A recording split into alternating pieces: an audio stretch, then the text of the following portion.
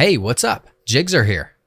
When SIM PIN is enabled, network access is automatically locked each time you restart your device or reinsert the SIM card. The PIN code is then required to access cellular services such as making calls or sending messages over your network.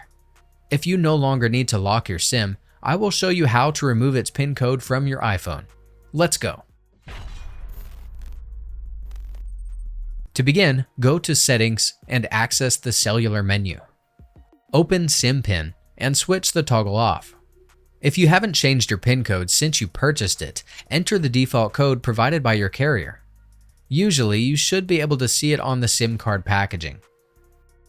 Remember not to guess the PIN randomly, otherwise your SIM card will be locked after reaching the maximum number of attempts set by your service provider. That's it.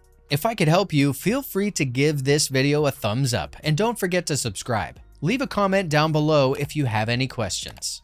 See you next time. Bye.